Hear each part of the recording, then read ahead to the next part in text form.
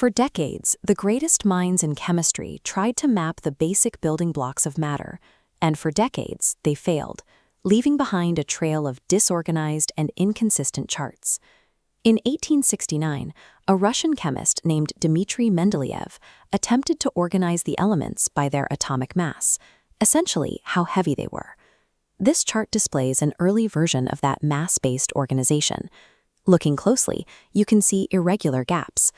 By prioritizing weight, Mendeleev placed elements into the wrong chemical families, creating glaring anomalies across the entire board. The solution arrived in 1913, courtesy of an English physicist named Henry Gwyn Jeffreys Moseley.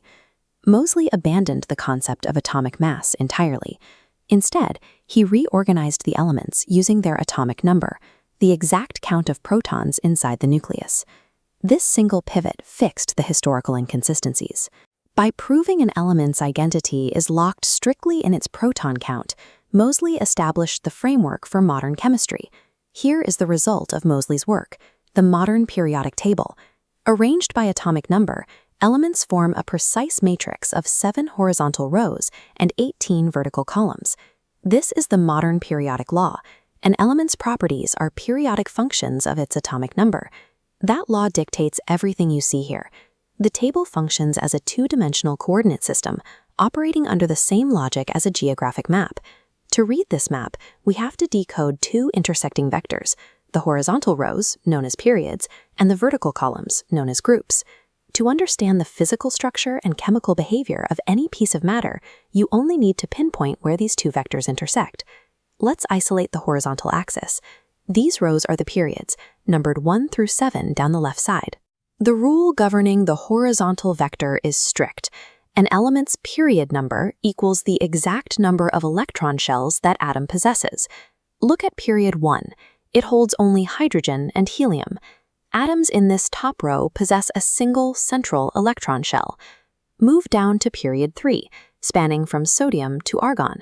Every atom in this row possesses exactly 3 concentric electron shells. As you read left to right across any period, the atomic number, the total proton count, increases sequentially. However, the total number of physical electron shells remains constant.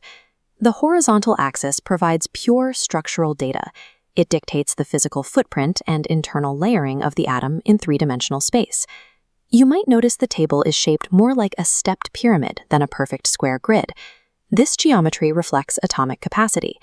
Period 1 is the shortest period, possessing room for only the 2 simplest elements in the universe. Periods 2 and 3 are categorized as short periods. They hold exactly 8 representative elements each before their outer shells are completely filled. The structure shifts significantly down at periods 4 and 5. These long periods expand to hold a total of 18 elements. This widening accommodates a block of 10 transition metals, which must be inserted into the sequence as heavier atoms develop more complex subatomic geometries. The jagged, expanding width of the table mirrors the increasing internal complexity of heavier atoms. Now we shift to the vertical vector. These columns are the groups, or families, numbered IA through VIA along the top edge. The vertical rule states that every element placed in the exact same group possesses the exact same number of valence electrons. Valence electrons are the specific electrons occupying the absolute outermost shell of an atom. Let's extract 2 elements from group IA for a direct comparison, lithium and sodium. Lithium has 2 total shells, while sodium has 3. Yet, as you can see, both atoms possess exactly 1 valence electron in their outermost orbit. Those outer electrons are the primary drivers of chemical reactivity and bonding. They determine exactly how an atom interacts with the environment around it. Because elements in the same vertical group share this exact outer configuration, they act as chemical families, displaying nearly identical reactive behaviors. To see how these vectors lock together, imagine the entire periodic table as a massive multi-story apartment building. The floors of this building are the periods. Moving up or down between floors dictates the total size of the apartment, which represents the number of atomic shells. The vertical apartment stacks are the groups. All apartments stacked directly on top of each other in the same column share the exact same floor plan. That shared floor plan is the atomic equivalent of having identical valence electrons. Walking horizontally across a floor means the layout changes constantly from door to door, but taking the elevator straight up or down guarantees identical internal layouts, and therefore identical chemical behavior. We can test this matrix by isolating a single coordinate point. Let's look for an anonymous element X, located at the intersection of period 3 and group 2A. Applying the horizontal rule, its position in period 3 instantly tells us it has exactly 3 electron shells. Applying the vertical rule, its position in group 2A tells us it possesses exactly 2 valence electrons. That coordinate point belongs to magnesium.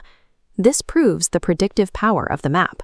Without needing to memorize magnesium's specific properties, its coordinate placement alone guarantees it will react exactly like the other alkaline earth metals in its column. Moseley provided chemistry with a strict mathematical operating system for the physical universe. By organizing matter entirely by atomic number and applying the dual rules of periods and groups, immense subatomic complexity is reduced to absolute predictive order. The modern periodic table functions as a predictive matrix, mapping the physical identity and behavior of every element in the known universe.